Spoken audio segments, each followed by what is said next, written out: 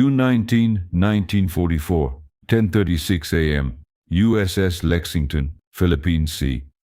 Lieutenant Alexander Vrasiu climbed into his F-6F Hellcat's cockpit for what would become the most devastating 8 minutes in naval aviation history. But before that morning, there had been a fight, not with the Japanese, but with his own chief armorer.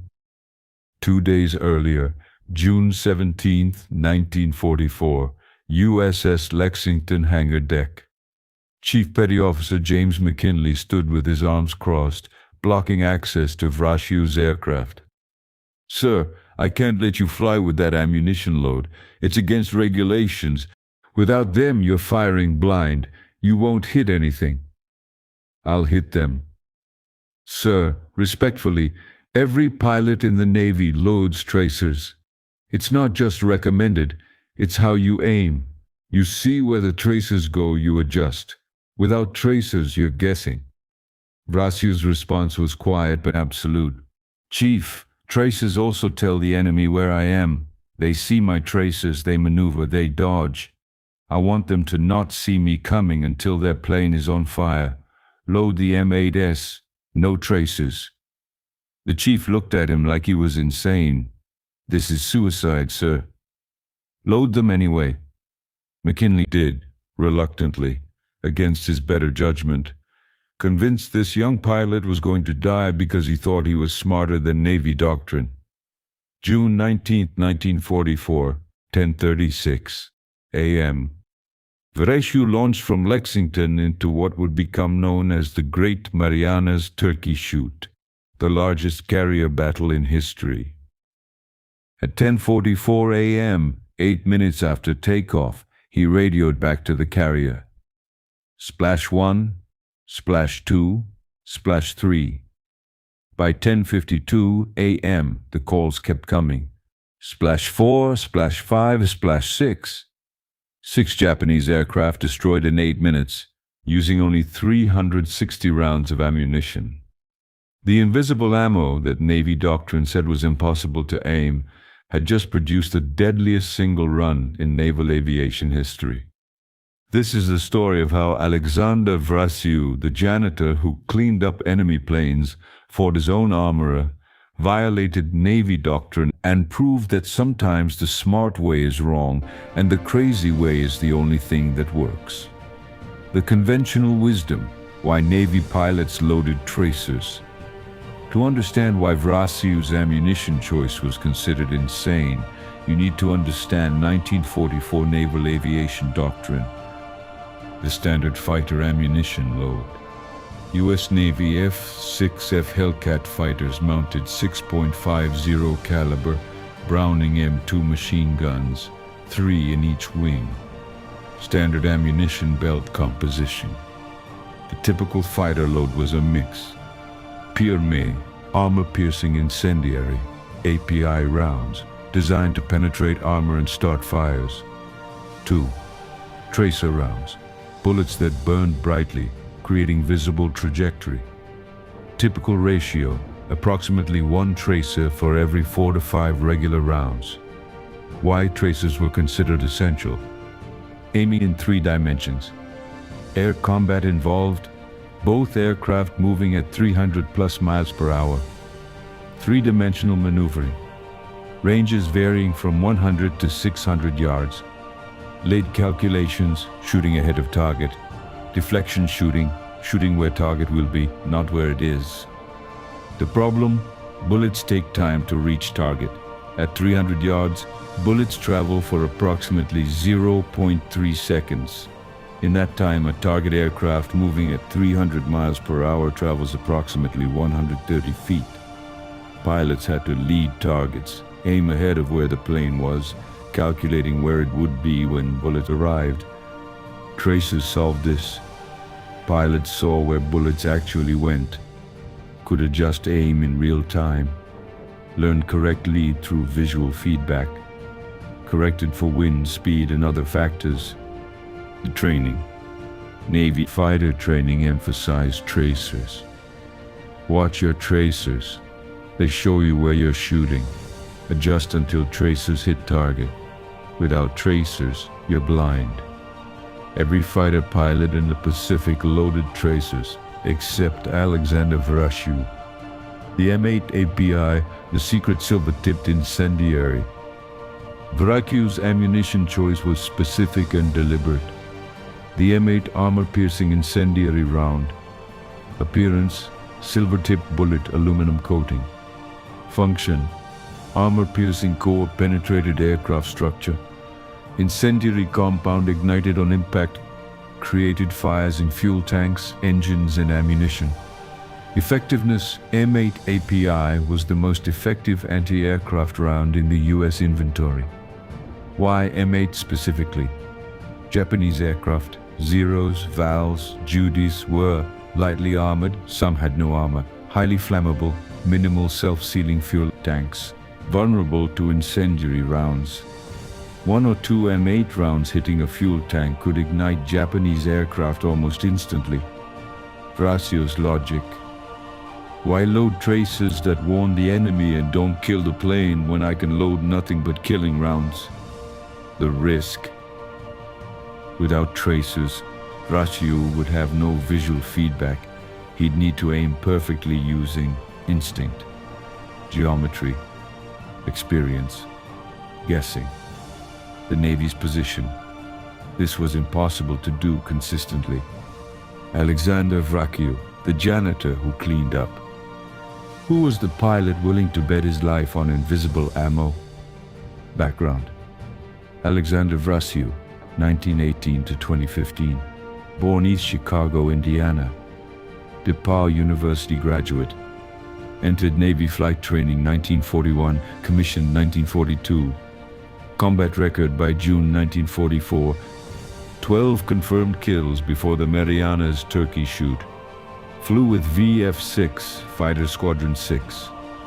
Known for aggressive tactics. Nicknamed the janitor because he cleaned up. Philosophy.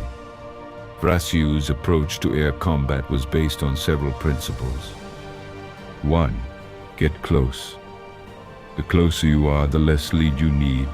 The less lead you need, the easier to hit without tracers. Vrashew consistently close to ranges of 200 yards or less. Point-blank range where deflection was minimal. 2. Geometry over guessing. Vrashew studied geometry and physics of deflection shooting, calculated lead angles mathematically, practiced mental calculations of closure rates, visualized bullet trajectories. 3. Instinct through repetition.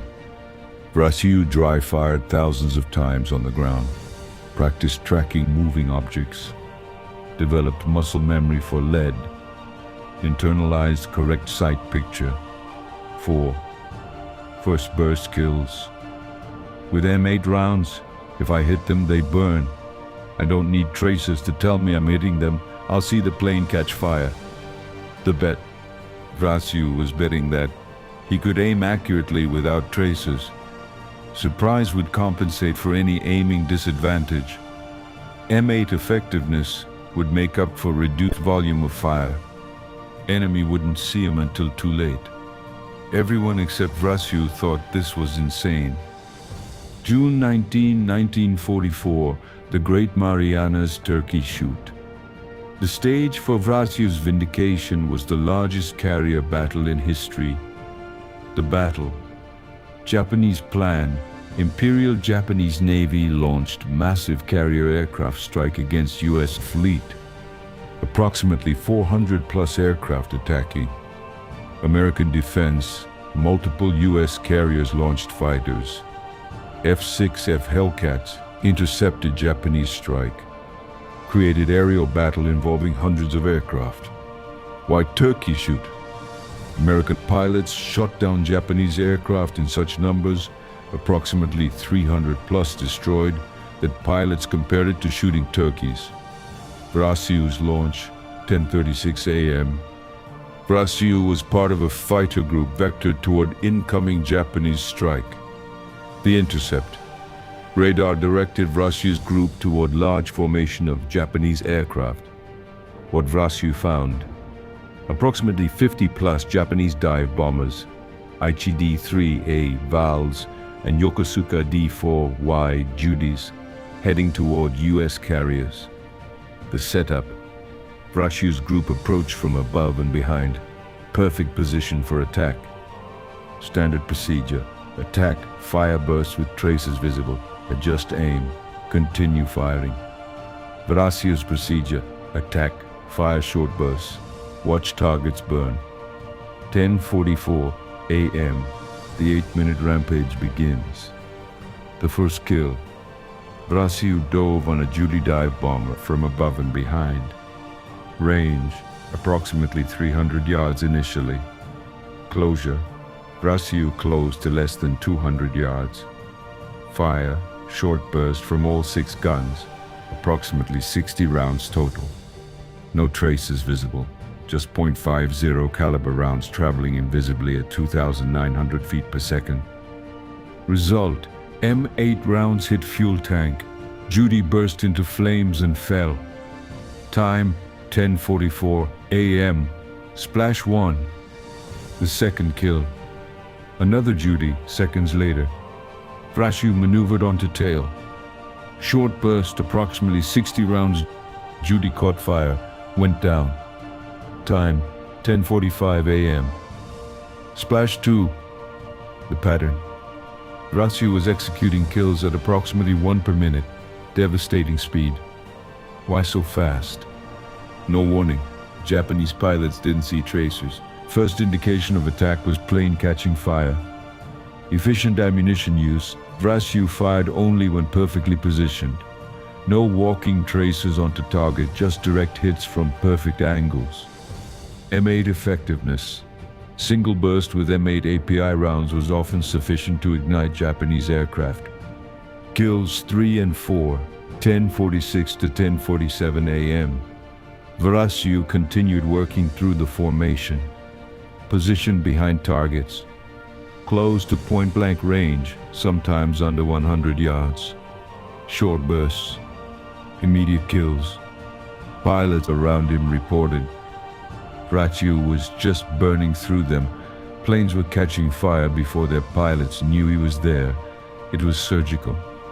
Kills 5 and 6, 10:50 to 10:52 a.m. By now, Japanese formation was scattering. Vrashu pursued individual aircraft. Fifth kill. Long deflection shot at approximately 250 yards, one of the few times Vrashu had to lead targets significantly. Short burst. Judy burst into flames. Sixth kill. Final Judy attempting to escape. Vrashu close to under 100 yards. Short burst. Aircraft exploded. Total time, 8 minutes. Total ammunition expended, approximately 360 rounds. 60 rounds per kill average from 400 rounds per gun total capacity. Total kills, 6 confirmed. The return, vindication of the invisible ammo. Vrashu landed back on Lexington at approximately 11:15 a.m. The greeting. As he climbed out of his cockpit, ground crew and fellow pilots mobbed him. Camera crews filmed his kill tally, 6 fingers held up, grinning. The chief armorer, Chief McKinley, approached, shaking his head in disbelief. 6 in 8 minutes with no tracers? Vrashu, told you they didn't need to see me coming. McKinley examined the gun bays. You used 360 rounds, 60 per kill. That's impossible. Vrashu, M8 rounds don't need to be visible to kill, they just need to hit. The ammunition accounting. Standard Navy fighter engagement. Average ammunition expenditure, 800 to 1,200 rounds per kill. Vrashu's expenditure, 60 rounds per kill. The efficiency was unprecedented. The tactical vindication. Vrashu had proven several heretical concepts. 1. Tracers weren't necessary. With proper geometry and close range, visual feedback wasn't essential. 2. Surprise mattered more than adjustment. Not seeing tracers meant Japanese pilots couldn't evade. 3. Kill rounds were better than aiming rounds. Loading 100% lethal ammunition was more effective than mixing in tracers. 4. Instinct could replace feedback. Proper training made visual trajectory feedback unnecessary. The Hellcat advantage, flying an anvil to kill zeros. Vrasiu's success wasn't just ammunition, it was also understanding his aircraft. The F-6F Hellcat versus Japanese fighters. Hellcat characteristics: heavy, 12,000 plus pounds loaded, powerful engine, 2,000 horsepower Pratt & Whitney R2800, heavily armed, 6.50 caliber guns, armored, pilot protection, self-sealing tanks, fast in dive, could reach 450 plus miles per hour, good roll rate.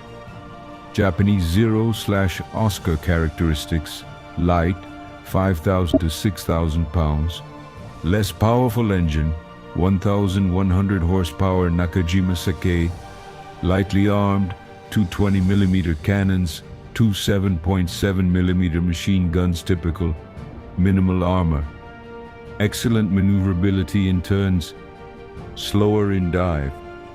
The conventional wisdom: early war, zeros outturn everything, don't dogfight with zeros. Vrasiu's approach: don't fight the zeros fight, fight the Hellcats fight. Hellcat tactics: boom and zoom, dive from altitude, attack at high speed, don't turn fight, climb back to altitude using superior power. Energy fighting: use weight and power to build speed, convert speed to altitude, use altitude advantage for position. Vrasiu's specific technique: flying an anvil. Vrasiu described the Hellcat as flying an anvil, heavy, solid, powerful. In combat, use weight to dive faster than enemy can react. Close to point-blank range using speed. Fire short burst. Use momentum to escape before enemy can turn. Climb using superior power to weight ratio at high speed. The result: Japanese pilots in lighter, more maneuverable aircraft couldn't respond to Hellcat attacks before being hit. Combined with invisible ammunition, Japanese pilots didn't see tracers, couldn't evade, didn't have time to maneuver. Hellcat attacked too fast and were hit by M8 rounds, instantly lethal to unarmored aircraft.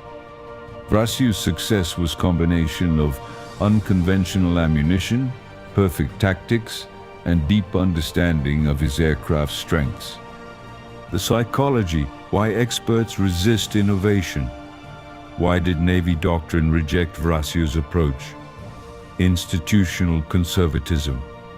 Established doctrine was based on experience of hundreds of pilots, statistical analysis of combat effectiveness, safety considerations, standardization requirements. Tracers had worked for years of combat, thousands of pilots, tens of thousands of engagements. Why change something that worked? The expert trap. Naval aviation experts had developed doctrine through careful analysis. They knew average pilot needed tracers. Visual feedback improved hit probability. Standardization made training easier. Unusual tactics created safety issues. They were right for average pilots. The exceptional performer problem: Vrasiu wasn't average. His approach worked for him because exceptional hand-eye coordination, superior spatial reasoning, extensive practice and preparation, willingness to accept risk. The expert's response to exceptional performers: just because it works for you doesn't mean it's good doctrine. We can't train everyone to be you. This was true, but also irrelevant to Vrasiu. After the Turkey shoot, Vrasiu's war continues. The Great Marianas Turkey shoot wasn't Vrasiu's last combat. Final tally: by war's end, 19 confirmed aerial victories, multiple ground targets destroyed, one of Navy's top aces, continued unconventional approach, Vrasiu kept loading M8 API rounds without traces for remainder of war. Did other pilots adopt it? Some did. A few pilots tried Vrasiu's load. Most didn't. Average pilots found they actually did need tracers. The lesson? Unconventional tactics work for exceptional performers, but aren't universally applicable. Shot down December 1944. Vrasiu was shot down over Philippines. December 1944, evaded capture. Rescued by Filipino guerrillas. Returned to U.S. forces after several weeks. Post-war, remained in Navy. Test pilot.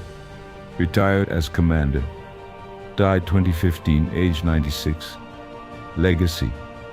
Vrasiu remained an example of how individual excellence can transcend doctrine. The broader lesson, when doctrine meets reality. Vrasiu's story illustrates tensions between institutional doctrine designed for average performers based on statistics and safety, individual excellence, exceptional performers who succeed through unconventional methods. The military's dilemma. Train for average. Doctrine must work for typical soldier/pilot. Can't assume everyone is exceptional. Standardization enables mass training, but allow for excellence, don't suppress innovation. Let exceptional performers experiment. Learn from successful unconventional approaches. Vrasiu's case. The Navy was right. Average pilots needed tracers. Vrasiu was also right. He personally didn't need tracers. Both could coexist. Navy doctrine for most pilots. Exceptions for proven exceptional performers. The technical analysis why Vrasiu's method worked. The geometry. Vrasiu succeeded because he understood deflection shooting mathematically. Basic deflection equation. Lead angle equals target speed time of flight divided by distance to target. Vrasiu's approach. Minimize variables by closing to very short range, reduce time of flight. Attack from behind when possible, reduce deflection angle. Used superior speed to dictate engagement geometry. The result, most shots required minimal lead, making tracers less necessary. The ammunition efficiency. M8 API effectiveness on Japanese aircraft. Japanese aircraft vulnerabilities. Minimal armor, some none at all. Non-self-sealing fuel tanks, early models. Wooden components, flammable. Ammunition storage often unprotected. M8 round impact penetrated aircraft skin easily. Incendiary compound ignited on impact. Single hit on fuel tank often catastrophic. Single hit on ammunition could cause explosion. Result: Vrasiu needed fewer hits per kill than pilots using mixed ammunition. The psychological advantage. No tracers meant Japanese pilots didn't see attack coming until the impact. Couldn't evade preemptively. First indication of attack was aircraft catching fire. Created panic in formations. Vrasiu could reposition without revealing location. Sequential attacks on same formation. Enemy couldn't track his position. Conclusion: the invisible ammo that created a legend. June 19, 1944, 8 minutes of combat. 6 Japanese aircraft destroyed with 360 rounds of ammunition. The suicide load that Navy experts said was impossible to aim had just produced the deadliest single run in naval aviation history. Alexander Vrasiu proved that sometimes. The conventional wisdom is wrong for exceptional individuals. Surprise matters more than feedback. Innovation beats doctrine when properly executed. Individual excellence can transcend standard training. The Chief Armorer's verdict. After the turkey shoot, Chief McKinley reportedly said, "I was wrong. For Vrasiu, tracers were a liability, but for most pilots they're still necessary." He's not most pilots. The Navy's response. Officially, maintain tracer requirements in standard doctrine. Unofficially, allowed exceptional pilots like Vrasiu to load their preference.